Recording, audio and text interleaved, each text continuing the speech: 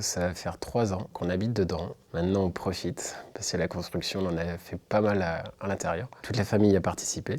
Maintenant, toute la petite famille profite bien et on apprécie de ne pas payer de facture. Je m'appelle Anthony, avec ma femme et mes 5 enfants. Nous vivons dans une maison autonome.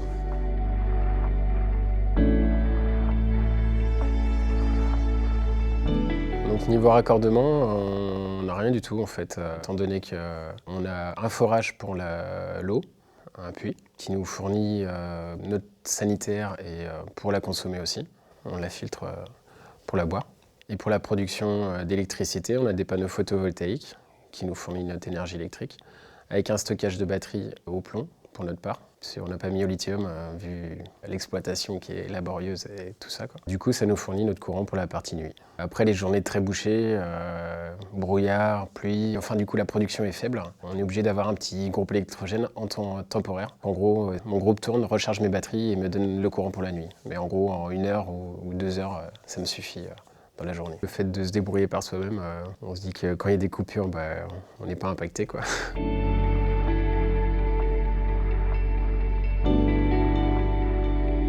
Elle a une forme de coquille Saint-Jacques ou de demi-dôme, un demi-igloo pour certains, une soucoupe volante pour d'autres. Le principe, c'est d'éviter de perdre de la chaleur dans des volumes cubiques. Donc le principe de l'igloo, la chaleur remonte pour chauffer toute la maison, quoi. On gagne en énergie car on est orienté du côté sud-ouest pour nous. Que ce soit en plein été ou pour la partie hivernale, on a des grandes ouvertures qui permettent de chauffer la maison comme il faut. Et pour la partie été, on a des casquettes qui nous protègent du soleil à son zénith. On vit avec le soleil et grâce au soleil.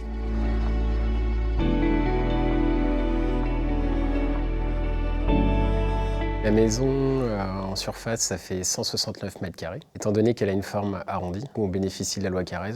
Et niveau taxe, elle en fait 115 mètres carrés. Ça va faire 3 ans qu'on habite dedans. Maintenant, on profite, parce que la construction, on en a fait pas mal à l'intérieur. Toute la famille a participé. Maintenant, toute la petite famille profite bien et on apprécie de ne pas payer de facture.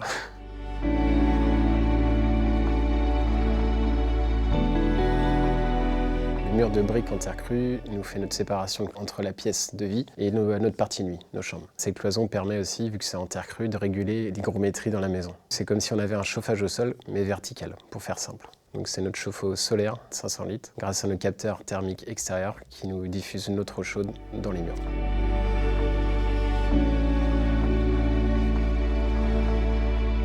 Étant donné qu'on a fait pas mal de portes ouvertes chez nous, les gens sont curieux de venir voir, bien sûr. S'attendaient surtout à voir une maison, genre on vit dans une grotte, quoi. C'est un peu ça, quoi. Et quand ils viennent, ils sont un peu scotchés, quoi, du résultat, parce que c'est très lumineux comme maison, il y a beaucoup de volume.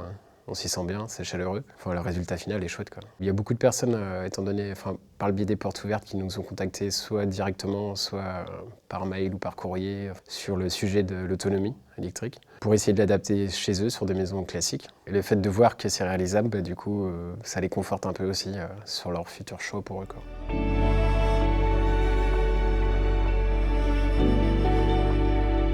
Par rapport au coût pour une construction classique, bon, vu l'inflation qu'il y a eu dernièrement, on est plus cher qu'une maison standard. Mais nous, quand on l'a fait, on était 200 € plus cher du mètre carré. En gros, je crois que de mémoire, une maison classique, on était à 1600 €. Et nous, on devait être à 1800. Prix au mètre carré fini, en effectuant vraiment rien à l'intérieur. Bon, étant donné qu'on a effectué des travaux dedans, ça permettait de faire descendre la note. Après, moi, je me dis, quand on veut, on peut. On y arrive toujours, quoi. Donc après, il faut aussi donner les moyens.